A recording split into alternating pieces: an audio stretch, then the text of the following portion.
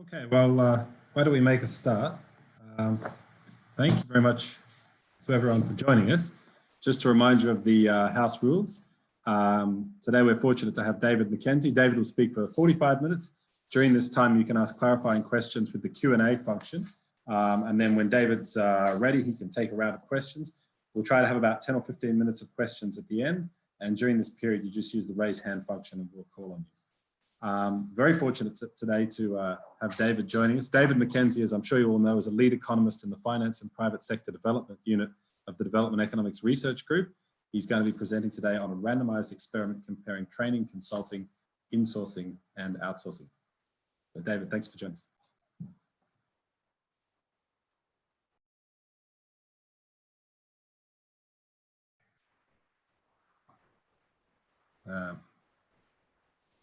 Great. And you're just on mute there, David. Yeah, great. So we can hear me fine, and is the screen clear? It is, thank you. Great. So this is joint work, I should say, with Stephen Anderson, who should also be joining on this call. And I'm also very pleased that we have our fantastic field coordinator from Nigeria, Tox Fayomi, who's listening in as well. So the background for this is sort of a government program in Nigeria that was intended to improve business practices. And so, why might we want to improve business practices? Well, if we look across a whole range of countries, we see that firms that are using better business practices in terms of keeping accounts, doing marketing, planning for the future, setting budgets, sort of the standard types of things you might hope businesses to be doing. The businesses that use more of these practices are better in the cross-section in terms of being more profitable and selling more.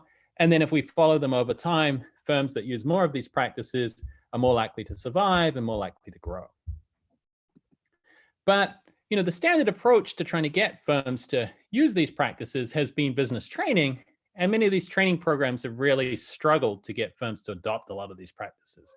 So when Chris Woodruff and I looked at, I think, about 14 randomized experiments that had tried to get firms to adopt business practices through business training, what we found was that, the typical program would try and teach, 20 different practices perhaps, and get maybe one of them adopted on average. So, it wasn't that these training programs didn't work at all. It was just really hard for them to change a lot of these business practices. And so there wasn't a big change in business practices. And as a result, it was quite hard often to try and detect any change in profits and sales. So most of these studies sort of found, relatively muted effects on profits and sales, but with really wide confidence intervals. So that sort of led us to think, is there a better way that you could build business skills in growing firms? So, when we think about a firm, at startup, the firm and the entrepreneur are often the same. But as the firm grows, this sort of boundary widens, and what we think of as the firm could be quite distinct from what we think of as the entrepreneur. And so then the entrepreneur's got to make decisions as to what should they do themselves, what should they get others to do. And so there's this sort of classic theory of the firm, where the boundary of the firm is, but there's this boundary of the entrepreneur as well. What should I do myself? What should I get someone else to do within the firm? And what should I get done outside of the firm? So, when we look at what actually firms do as they grow, we see very much this boundary changing. And so this is data from over 8,000 Nigerian firms who applied to various government programs. And we look in the left panel at who keeps the firm's accounts, and in the right panel, who does the firm's marketing. And what we see is, the blue dots here are the owner doing things. As we move from sort of one-person firms where the owner does everything, as they start hiring workers, we see that it's less and less common for the owner to be doing the accounts and more common for them to be getting somebody else to do the accounts. And I apologize that somebody's mowing the lawns behind me. Then as you look at the marketing, it's the same thing, that as you go from sort of small firms where the owner's doing everything, then they start getting other people to do things. And they mostly start getting other people to do things within the firm, but they also start getting somebody outside the firm to do these activities. And so the sort of question we have here is if we start with firms who we want to get to be, 10, 20 workers, should we really be trying to teach the owner to do things when we look at a lot of successful firms, the owner is not the one who ends up doing these activities? And so the business training approach, where we're sort of trying to teach the owner to do things, is that the right approach if we're trying to think about growing firms? So what are we going to do? We're going to test 3 market-based approaches to building business skills in firms of 2 to 15 workers in Nigeria. And so this is going to be in the context of a government or World Bank project. And we're going to look at these different interventions, one-on-one consulting. So this is something that's been done in sort of several other studies where you get somebody to come one-on-one, and we'll talk about sort of the distinction between consulting and training, but this is sort of a more market-based approach perhaps. And then the 2 sort of novel things here are insourcing and outsourcing. And so in the insourcing, firms are going to get given a subsidy where they use a human resources firm that can then help them hire somebody who joins the firm and does the accounting or marketing for them. In the outsourcing treatment, firms are given a subsidy to choose professional marketing or professional accounting firm to provide the service for them. And so we're going to compare to the group given business training into a pure control group and see whether it's more successful at building business practices if we go to the market and get somebody else to do them than if we just do business training. And so we're going to use this and track impacts on business practices, firm performance, etc., over the next 2 years. So, what are we going to see? Headline results. We're going to find in common with quite a few studies that business training only has a small, and in our case, a statistically insignificant impact on business practices and no significant impacts on firm growth. So the business training here was really not very successful. In contrast, all 3 alternative treatments that we look at result in statistically significant improvements in a range of different business practices, and these are going to persist over time, lasting well over a year after the intervention's ended. So these alternatives to training the owner are going to be more successful at raising business practices.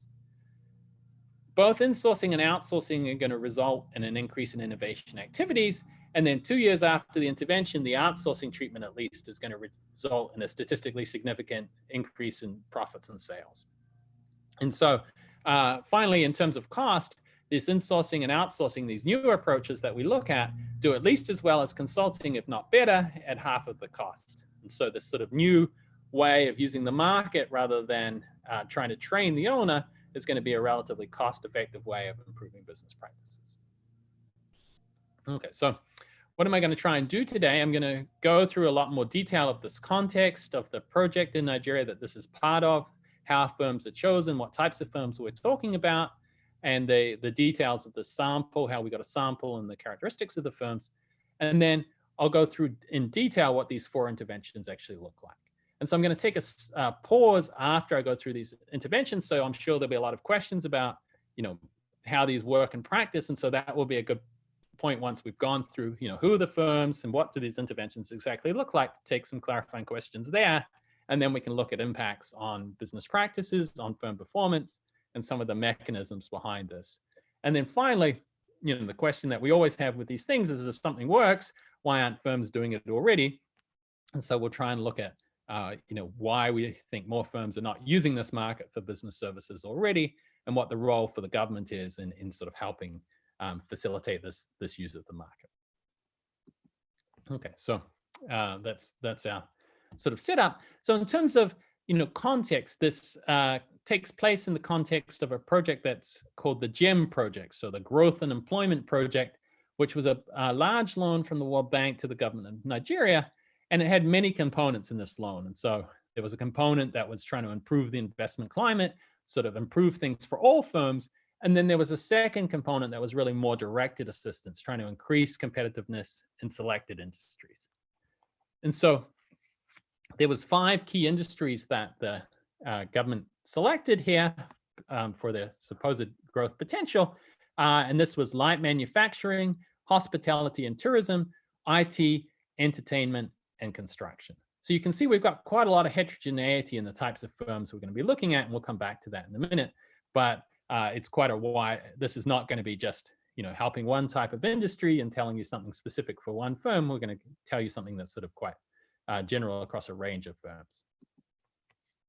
So the sort of first step of this process then was that there was a big marketing communication campaign. There was radio and TV spots, social media, roadshows and things, and firms had to apply online. And so they had to apply online through something called the BIG platform, the Business Innovation and Growth. You can see they like fun acronyms here.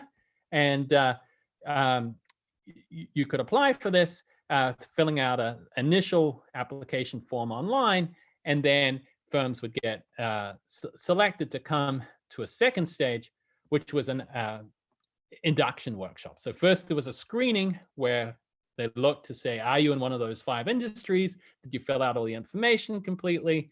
Are you an SME? Is the person at least 18 years old? And a few things like that.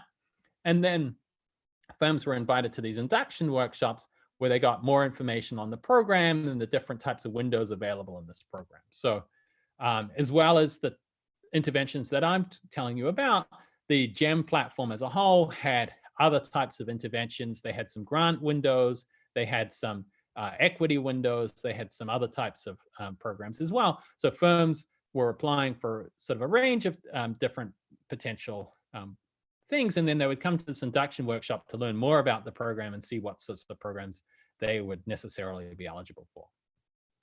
And so this is where our baseline data comes from. So when they came to this induction workshop and they showed up, then this picture here shows sort of how they were doing one-on-one surveys where an interviewer would be collecting their information and collecting detailed information on the firm and their business practices that forms both our baseline data and is used as a diagnostic.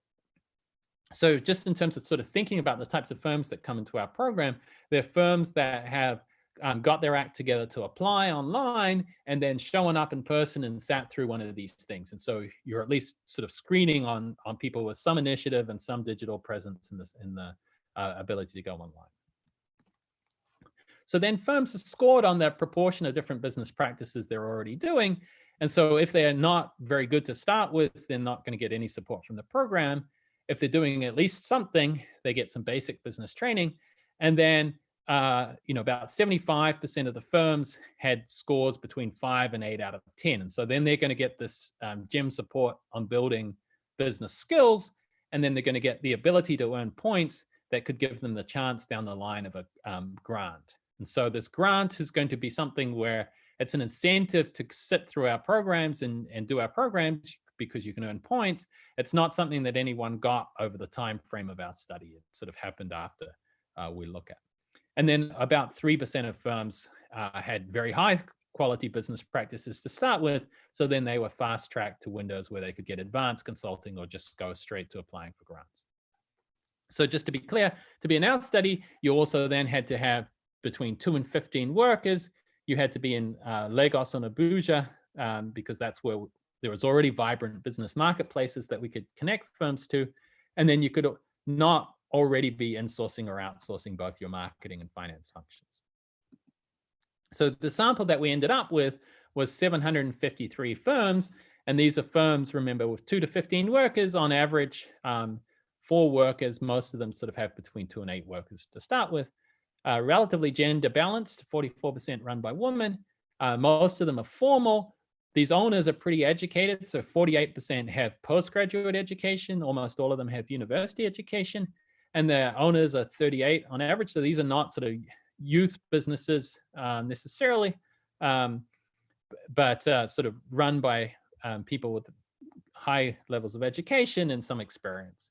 And then in terms of the firms that have been around for 4 years on average, they're earning about $3,000 a month in sales. And then they're split across these industries where half are in manufacturing and the remainder are sort of in these 4 other sectors. So just to give you a sense of the types of firms that we're talking about, we've got a tailor, somebody who's doing some sort of architectural work, some sort of construction of roofing and materials, some IT things, some processing of catfish, someone making movies and Nollywood. So we're looking at quite a heterogeneous mix of firms, and we're looking at, how can we improve business practices in this whole range of different industries. So then we randomly assigned these firms stratified by their induction workshop into these 5 groups. So insourcing, outsourcing, business training, consulting, and the control group. So just to give you a sense of the timeline here, these interventions started in 2017. The training sort of took place within about a 3-month period. The consulting took place over about a 9-month period. And then the same with the insourcing and outsourcing. And so most of these interventions finished by the start of 2018. And we did a first follow-up right about 2 to 3 months after the interventions had finished. And then a second follow-up just a year later, which is sort of 2 years after they'd started the program and just over a year after they'd ended. And we have pretty high response rates for both these surveys that are balanced across these different treatments. Okay, so I'm going to go through a little bit more about these interventions, and then I'll take a pause and see if there's questions about these interventions. So the sort of standard business training intervention is a bit more intensive than some of the business training programs we've seen studies of, and certainly more costly. So the cost here was around $2,000 US per firm. And it was based on the IFC's Business Edge program, adapted to the local context. It was taught by a provider who's been teaching this in Nigeria for a while. And it's got the sort of standard type of content where you're looking at finance, marketing, some general operations, some HR management. And then there were some modules that firms could choose that might be specific to their industry, such as tourism and hospitality, or specific in terms of personal productivity or enterprise governance. And so to get all the points that they were meant to get, firms had to first complete 12 days of, had to first complete online classes, and then they would do in-class sessions as well. And so there was 12 days of in-class sessions, along with about 25 hours of online courses. And so, most firms who were offered this training started the online training. 75% completed at least 5 online classes, and 61% completed 12 days of in-class training. So this was sort of about in line with the 65% average completion rate that we see in the review that Chris and I did of business training programs. So, this was group teaching where the trainers are going through, they're sort of using participatory processes. They're going through and, teaching finance, they're teaching marketing and things, but it's in this classroom-based setting. The second intervention was business consulting. And so this was twice as expensive on average, about $4,000 per firm. And here it was 11 days of business consulting services spread over 6 to 9 months. And so first of all, there was an initial visit where the consultants would come for a day and they would go through a needs assessment, a growth strategy, and sort of figure out where the owner really needed support. And then they would get customized activities in these sort of areas. Again, the same sort of areas of management, finance, et cetera, but much more customized to the needs of the firm. And so, again, take up was high. 93% submitted this growth plan, 82% completed the second phase. And here, the consultant was coming in and helping directly do things in the firm rather than just sort of telling them what to do. And then they were giving them homework assignments and activities to do in between these visits as well. So for example, they would come in and they would do a budgeting and finance class and then give them an assignment to put together a budget for the next year and compare it to the last year's records, and then, help them organize that. Or for marketing, they would sort of help them, put together a survey of clients to get feedback and then, do some customer segmentation and things. And so there's sort of a combination here between training them on how to do something and really working one-on-one with them to make that happen. So, here's the sort of 2 newer types of interventions. So the first one is insourcing. And so here, what we did was firms were given access to an online marketplace where we had a list of HR specialists who we'd vetted, and then the HR specialist would help firms recruit one accounting worker or one marketing worker to join the firm and perform tasks in their respective functional area. So So here this worker was meant to spend at least 5 days a week, sort of be a full-time worker in the firm. And then the firm would get a subsidy that started at about the wage that we thought these workers would get paid, and then would decline over time, so that by the end of 9 months, the firm was covering most of the cost of that worker. So then, hopefully the firm could then keep the worker afterwards, and it wouldn't be such an adjustment. And so this was sort of a declining subsidy, but the total cost was meant to be about the same cost as training. So we're saying, let's take that money that you were going to use on training and then give it to the firm to sort of go to the marketplace. And take-up was very high here. So 97% of firms hired a worker, 82% used them for the full 8 months. And then, they had a choice whether they wanted a marketing or an accounting worker, and 83% of them chose a marketing worker. So here's an example of one of the firms that did this. This was an architecture firm called Podex Associates. And then they hired this woman here, Janet Marcus, who sort of just come out of university, had done, a little bit of work before, but this was sort of her first big job. And she was doing, digital marketing and helping them sort of set up these nice brochures to show their products and things. And so, when we've got some case study videos that go through and sort of explain, how the firms use these workers, but this is sort of a typical case where, insourcing is hiring relatively young people who would come and join the firm and work for them full time.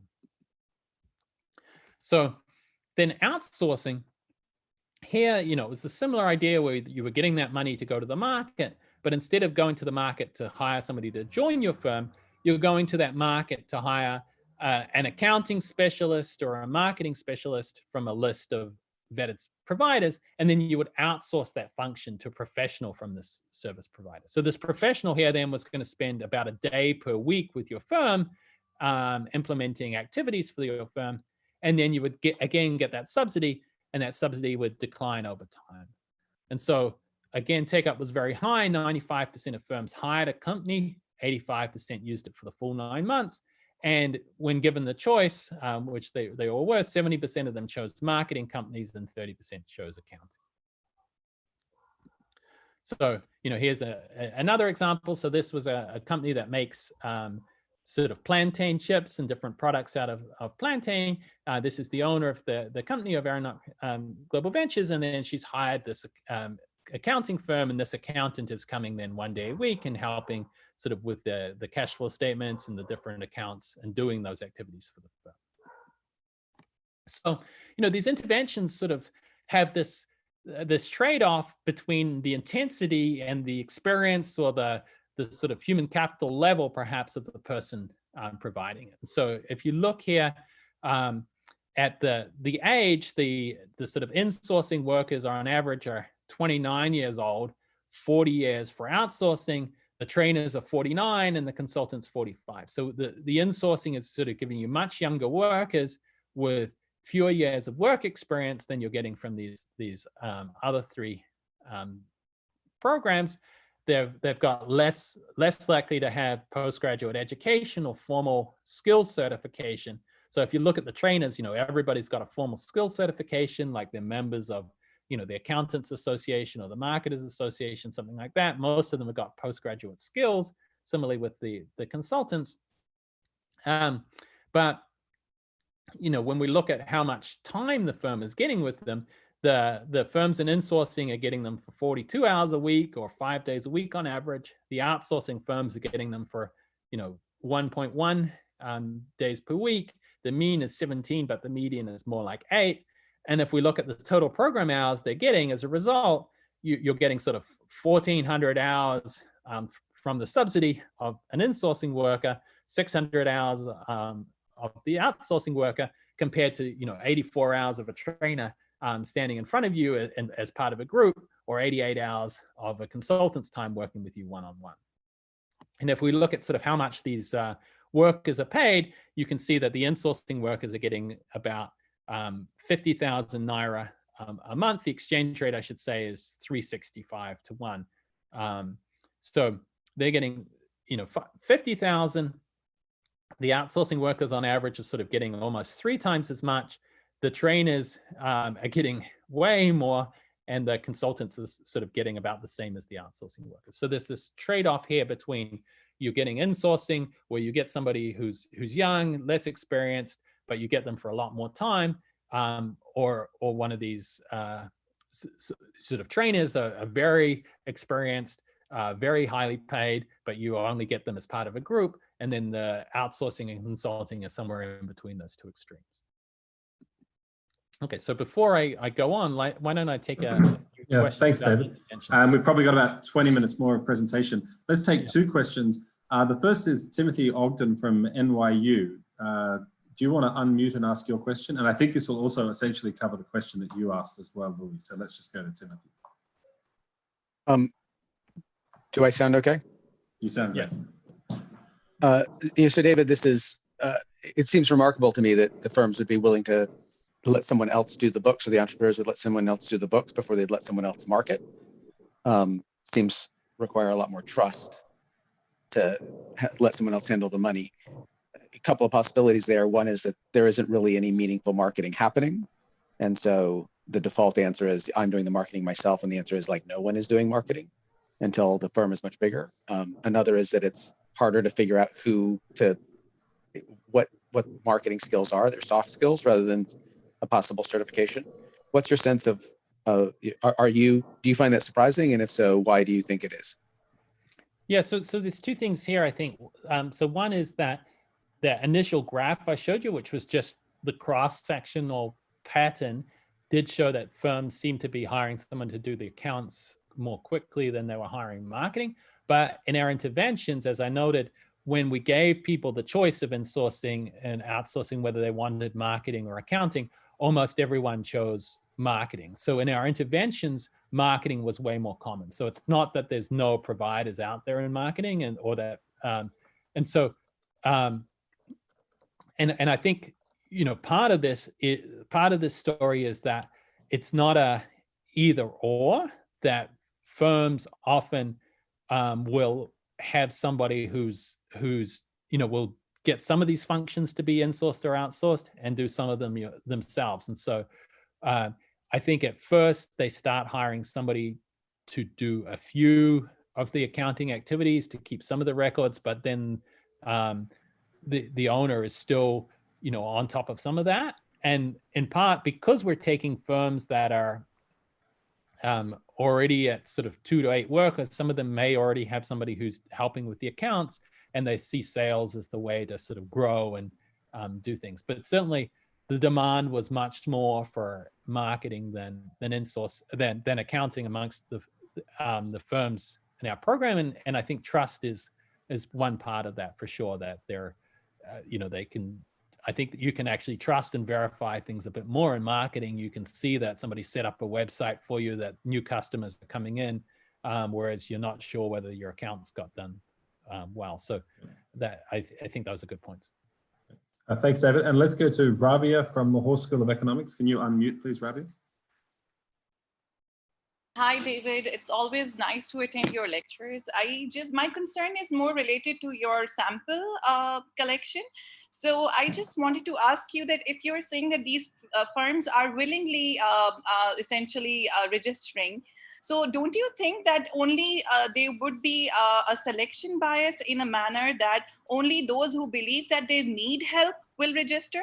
Or maybe perhaps people who are more educated, that they know that there are consultants available and that knowledge is available. So there is going to be some specific owner level characteristic which is going to derive them towards registering themselves for this kind of program. So wouldn't that really bias your estimates to a certain extent? How would you look at it? Thank you very much. Right, yes. So this is a question about the external validity of these results. Of course, here I'm comparing amongst people who have chosen to register for this program. So I can tell you, how do the people who chose to register for this program, who got insourcing, compare to those who chose and were in the control group, who chose and got the business training.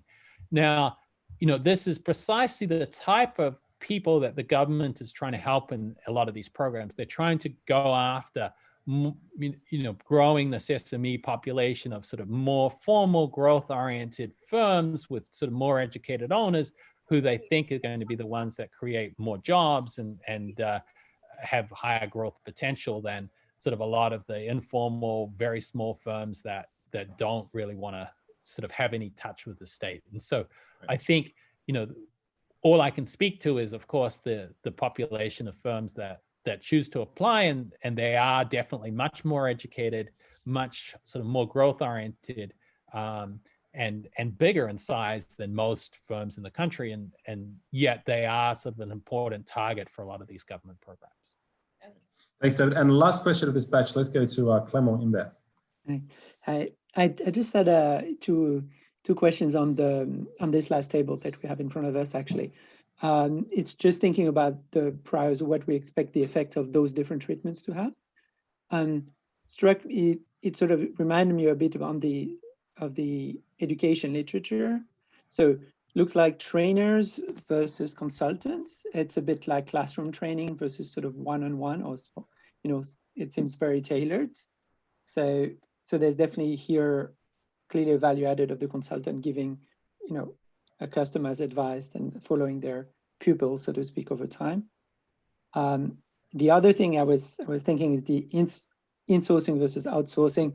Sounds a bit like, this remedial education with like this local people who like cheap, but they're there a lot of time, versus the outsourcing, get more qualified people who might be, in the case of teachers absent. And then comparing insourcing, outsourcing versus trainers, at least, maybe consultants to some extent.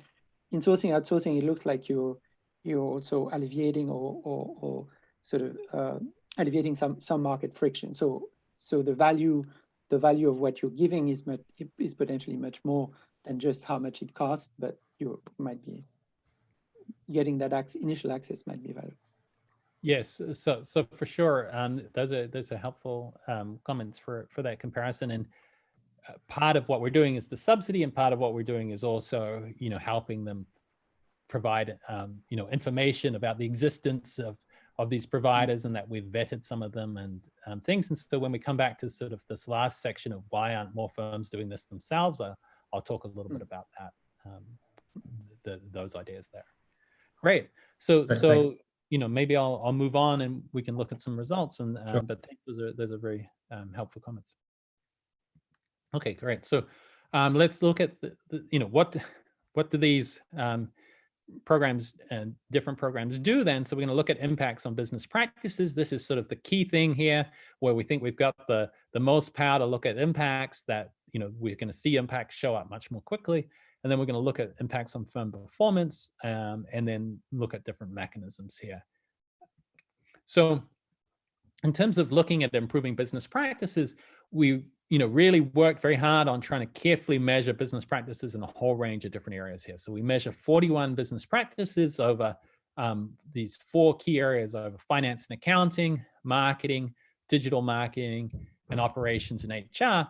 And then out of those practices, we selected 10 practices which we could objectively verify through photographic evidence, as well as we have a set of digital marketing practices here.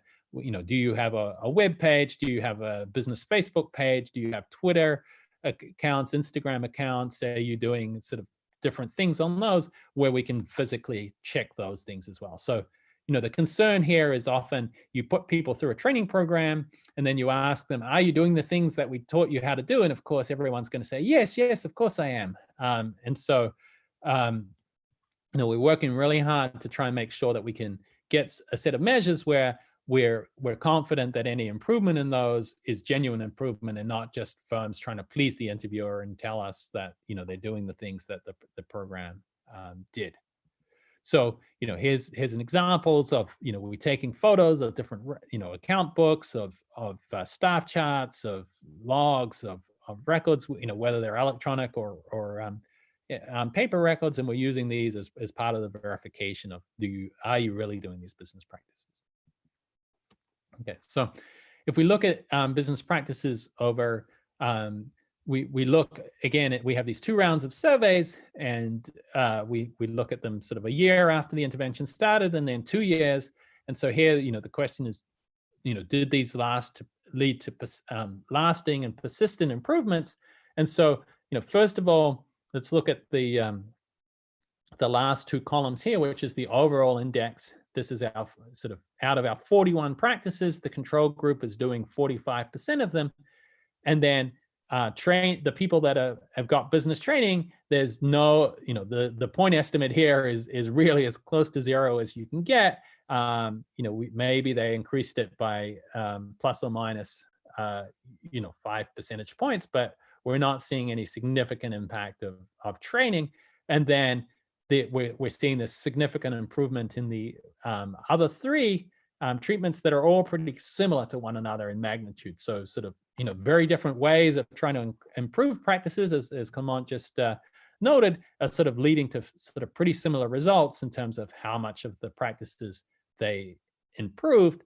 And it's, the improvements are even bigger when we look at the things that we can verify most closely. So if we look at the verified practices, which were, the control group was only doing 17% of them. And I should say this, difference is in part because of the types of practices we could verify were in some practices that were sort of less common practices. And so I don't see this difference as necessarily a reporting error, but, for these practices here, which are sort of more complicated practices, perhaps, we're seeing more of an improvement in these of 10 to 12 percentage points. And they're similar. We can't reject that these three treatments are the same, but we can reject that they're different from training, and we can't reject that they're the same in 2 years as they are in 1 year. And so there's these improvements that are there, and that they last over time, even when all the subsidies have gone away, when the consultants have gone away. These firms who got these insourcing, outsourcing, or consulting are getting these improvements in practices. When we look at where they're improving practices, the firms that got insourcing and outsourcing, remember, they chose mostly marketing workers, and we see the biggest improvements for them coming through in marketing and sales practices and in digital marketing practices. And then the consulting is sort of more spread across the range of different practices there. And then training, we're really seeing nothing across any of these different practices.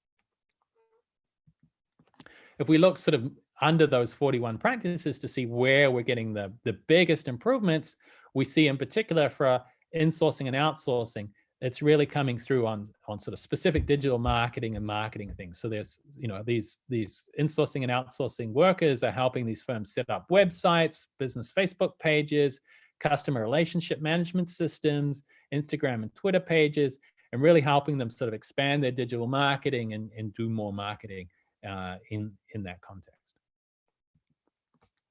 So then, when it comes to looking at impacts on firm performance, we have a little bit less power here. So I should have noted when I noted our sample was 753 firms, we had targeted 2,000 firms, and we had expected to have sort of another batch of firms coming in through a second year of the program, and then the program got halted. And so we ended up with less than half the sample that we initially planned, which, coupled with the heterogeneity of these firms across all these different industries, means that we have less power than we had hoped to measure some of these impacts.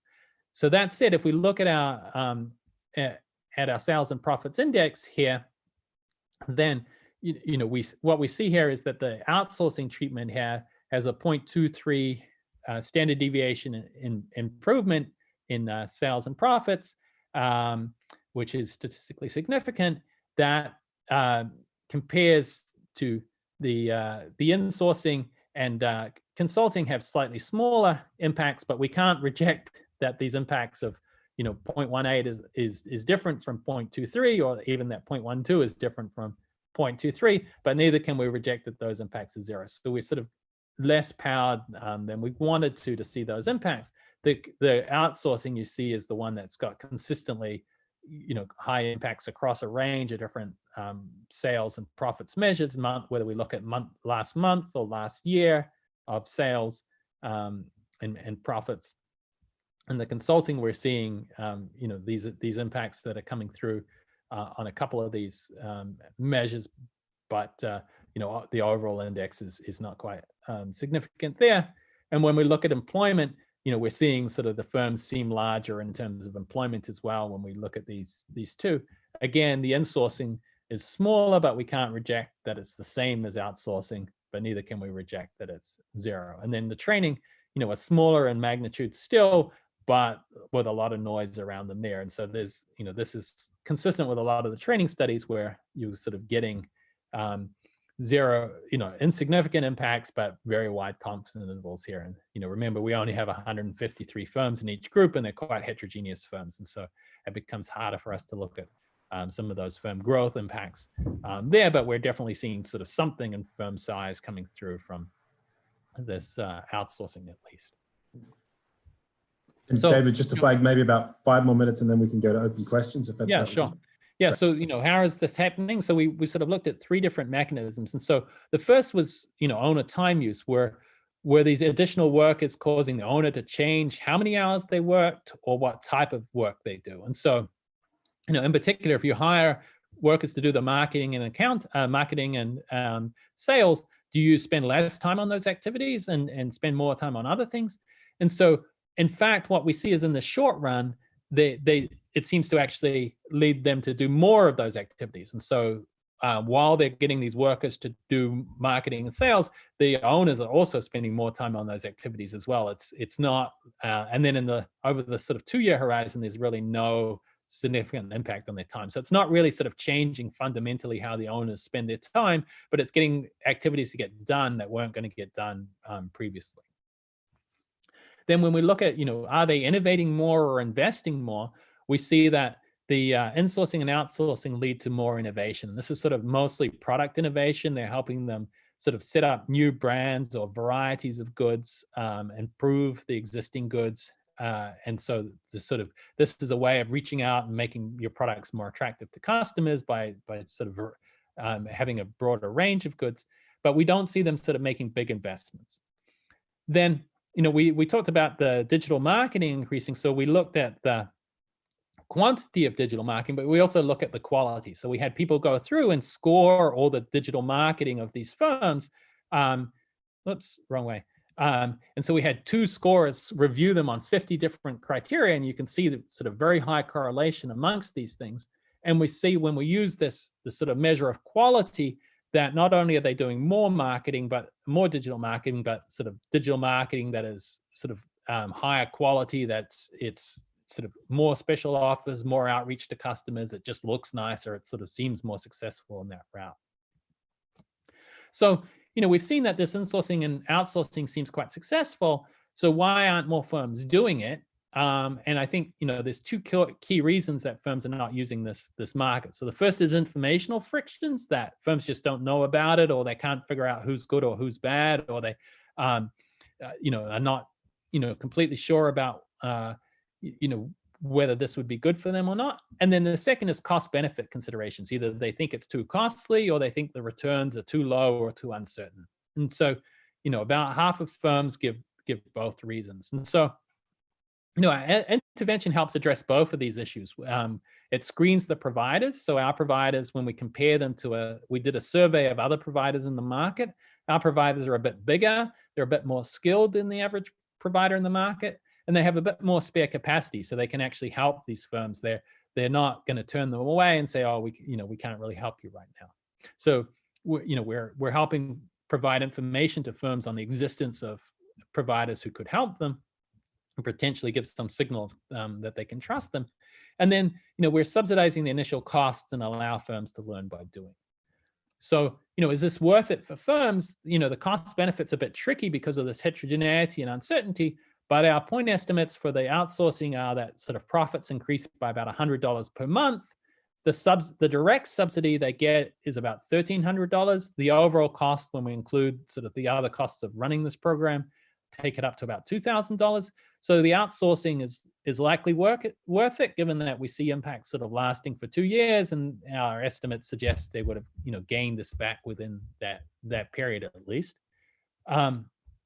We can also look at revealed preference. So firms that use that got insourcing, outsourcing, or consulting are more likely to have gone back to the market to buy more services. So that's sort of the first thing that by getting firms to test this market for services, they see the value and they go back and buy more. And then secondly, they at least in sort of about a third to a half of the cases, they keep on the people that we had helped them use the subsidy for. So in the insourcing, they're keeping on 37 to 48% of the workers.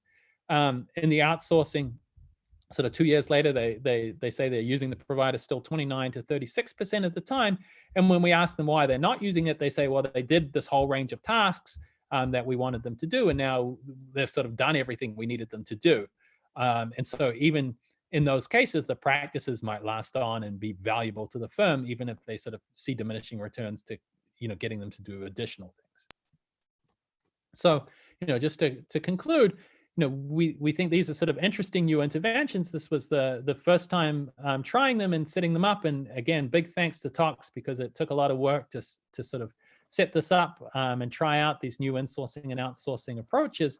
And they were more successful at building business practices than the typical approach that governments often use of trying to train the owner.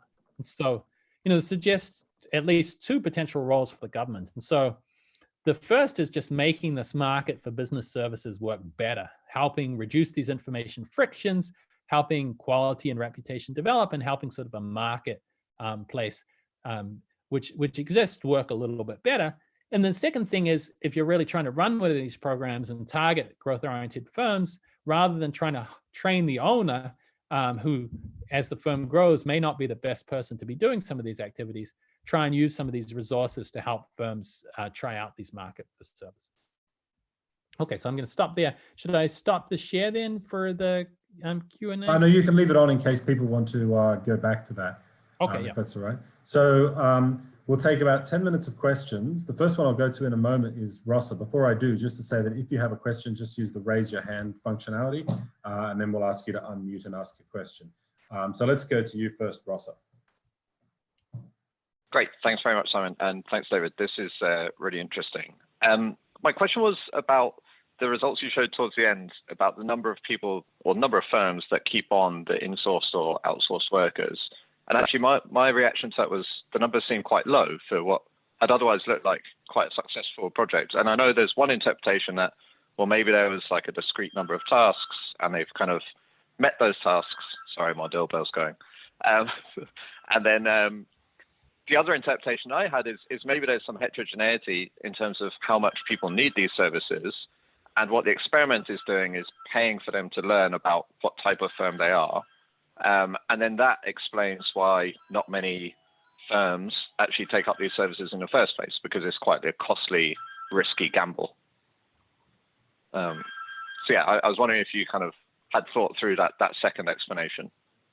Yeah, so I should say, in comparison to so these are massive retention rates in comparison to the wage subsidy literature. So, when you look at wage subsidies, typically what you find is that as soon as the subsidy ends, the firms get rid of, almost everyone with the subsidy. And so, the work I did in Jordan, there was massive use of the subsidies, and as soon as the subsidy ends, then everybody gets rid of them. Here, what tends to happen is that there's no surge in getting rid of people when the subsidy ends. It's more that these work, when we ask, it was only about 12% of the cases that the firms got rid of the workers when the workers left. Most of the time, it was sort of workers just quitting, at the sort of rate of, a couple of people each month, sort of spread over a year or so.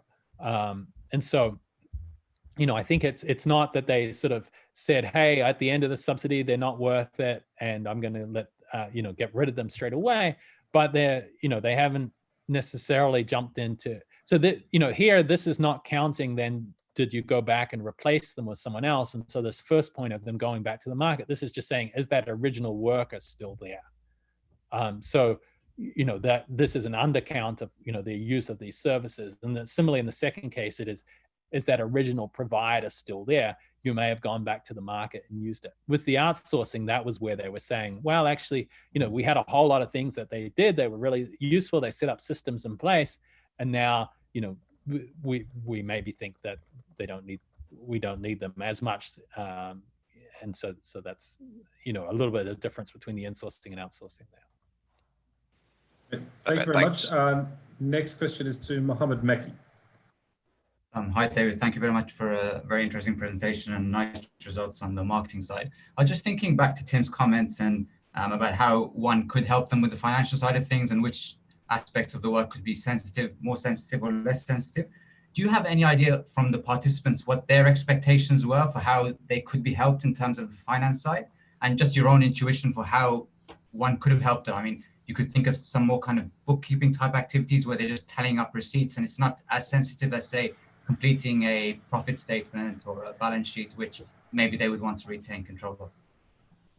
Yes, I think, so we did ask them directly, why did you hire this, why did you choose marketing or why did you choose accounting or things? And so I think the big thing was that these firms really saw their path to growth as we need to expand our market and get more sales. And so it wasn't that they don't, I think they just thought that the return on marketing was much higher than the return on accounting.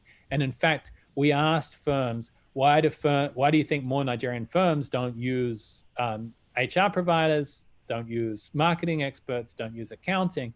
And the marketing was the one where, we don't see the benefit of it was the lowest reason. So very few firms, whereas for accounting and for HR, I think it's a little harder for them to say, I immediately see a cost benefit, value for that. I think some of the returns come down, further down the line for those, whereas with marketing, I think it's just more immediate. I get somebody and I immediately start seeing new customers and things. And so, that I think it's not that was, whereas some of them said, hey, I need to get, the ones who hired accounting said, I need to get hold of my accounts and do it. And I should say, at least as a consistency check, we do find that the firms who hired accounting workers or accountants improve their accounting practices by more, and the firms that hire marketing workers improve their marketing workers by more. So I think, there are firms who can benefit from it and they do improve those practices. It's just that,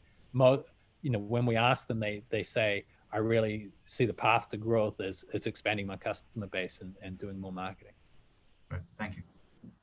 Ross, did you have one quick follow-up question? Is that the hand there? Yeah, it's a very quick one. Well, I don't know. It's more of a bigger picture question, actually. And David, at the beginning, I think you had like scores of business practices, and then if the score was too low, then firms couldn't participate in the experiment. And this kind of implied to me that if you were having a conversation with a policymaker, you'd basically be saying something like, the type of business support you need depends on your firm size or your firm, like how good your business practices are already. So like what would be your general advice? Is it just that the type of support that businesses need really depends on the stage of development that they're at? So I mean, I think there's two parts to that. So one is, who do you want to spend your dollars trying to help? And so there may be some firms that are just, really going to, be fine, subsistent firms that are helping their, owners, but maybe they're not going to grow and they're not going to create jobs. And maybe your marginal policy dollar is not going to have as higher social return in helping those firms as to helping other firms. So I think, potentially, you may just not want to be helping those firms or helping them with some, very basic types of things. And then the other is if you are going to, help them, the type of help, very much depends on their firm stage. And so this was, I think, this sort of a very crude approach to that, but it, it screened out about the bottom 25% and said, either you're going to get nothing or you're going to get basic online training only. Then 70% are going to get something, and then 3% or something are going to be so good already that there's not much point trying to help you improve your business skills, except maybe through some really advanced consulting.